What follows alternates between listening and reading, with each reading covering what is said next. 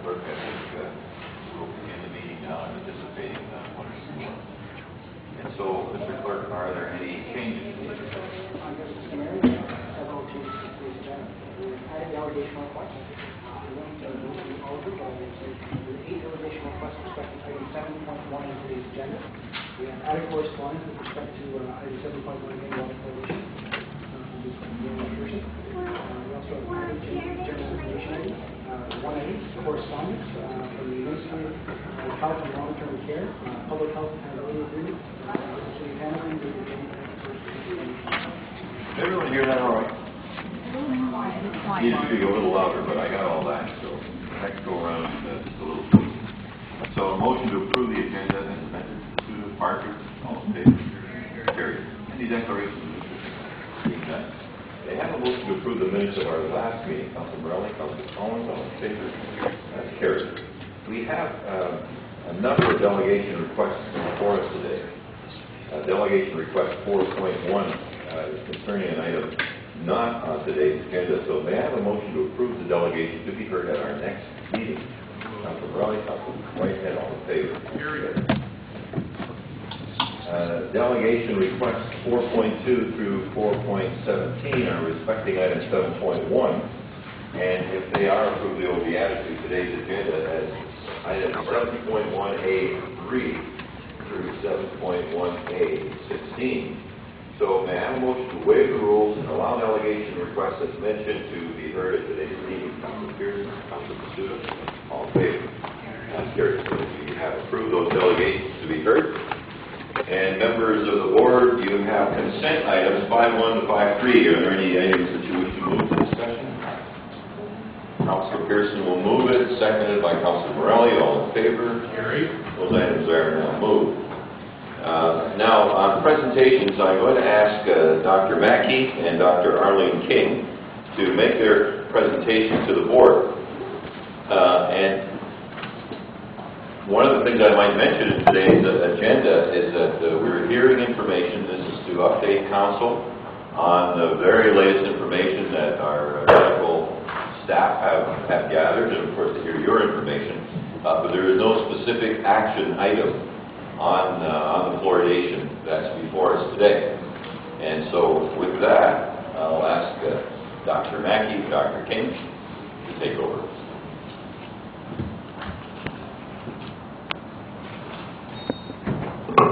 Thank you, Mr. Mayor. So, as our Mayor mentioned, this is a review of the recent literature on water fluoridation and some of the relevant political decisions that have been made in comparative municipalities. I'm going to give a few slides of brief introduction to cover the information that was in our report on this, and then I'm going to turn over to Dr. Arlene King, who's our Chief Medical Officer of Health, and has recently developed an oral health report, and so has a lot to say on this issue. So, brief history of water fluoridation in Hamilton. In the 1950s and 60s, we had 4 plebiscites on water fluoridation. The 2 first plebiscites in the 50s were opposed, and the second 2 plebiscites in the 60s were in favor. And we have been fluoridating water in the old city of Hamilton since 1964 through the Woodward Water Treatment Plant. In 2007, the facilities at Woodward needed replacement. They were breaking down almost on a daily basis. And so that generated significant discussion in the city as to whether we should be fluoridating or not. And in November of 2008, City Council decided to reaffirm support of water fluoridation. At the time, councillors asked us to pay close attention to this issue and monitor to see if this sort of, the research around water fluoridation was going to change. And so we've now done 3 systematic reviews. The first was in 2008. We did one last year in 2011, and we've now done one again this year. And so the research question we had for our systematic review is, is there new data on safety or effectiveness of water fluoridation? So now this is the 3rd time we've done this sort of review. And I'll just stress one thing about what we aim to do with these reviews. A systematic review asks a question first. So, for example, is water fluoridation safe? Is it effective? And then tries to gather the high-quality information as much as possible, then to critically appraise that information and include only high-quality studies in the review, and then to summarize that and try and answer the question based on the literature. What we found in our 2012 review was similar to our 2011 review and 2008 reviews, and that is that there was growing research showing that water fluoridation is effective, and there wasn't a lot of research in the past year on safety. There's been a lot of research on safety in the past, but certainly no new concerns were identified in the high-quality medical literature in the past year about safety.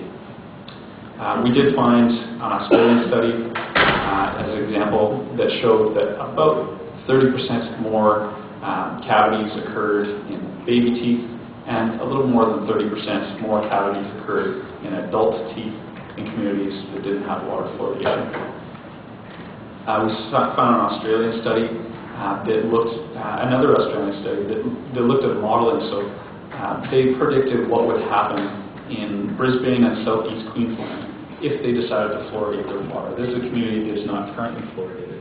And they estimated that they would prevent over 10,000 years of disability-adjusted life years lost. So this is a measure of health impact of dental health due to water fluoridation. So it's not life years lost, but it's disability years. In other words, significant impact on your health. They also estimated that about $666 million would be saved in the state and private expenses in the area if water fluoridation were implemented there. That's over a 10-year period. There's also an American study published last year that showed about 0.26 more teeth were lost by age 20 in unfluoridated communities per person. Larger impact for individuals with socioeconomic status. So this is about tooth loss, not just tooth decay. So what that would mean is about 1 in 4 people would lose a tooth by age 20 without water fluoridation. Or translated to local information, about 4 in 16 counselors. We also identified a review out of the University of Calgary. This was a review that looked at a wide range of data, but also specifically on some Canadian factors. They found ample evidence of the effectiveness of water fluoridation. They identified that it was important to monitor fluoride concentrations, particularly in rural areas, to help prevent fluorosis. So the one health effect that we know is consistently related to water fluoridation in areas where fluoridation is deliberately added is fluorosis. And in communities like ours, where fluoride is kept at quite a low level, that usually means white spots on the teeth that wouldn't be noticeable to most untrained eyes. In communities like rural communities where well water has naturally occurring levels of high fluoride, that actually can result in more serious impacts. So brown modeling of the teeth is the more moderate or severe version of fluorosis. So what they're saying here is that it's particularly in areas with naturally occurring fluoride, make sure it's not getting too high to prevent fluorosis. They identified water fluoridation as a practical way to address oral health inequities.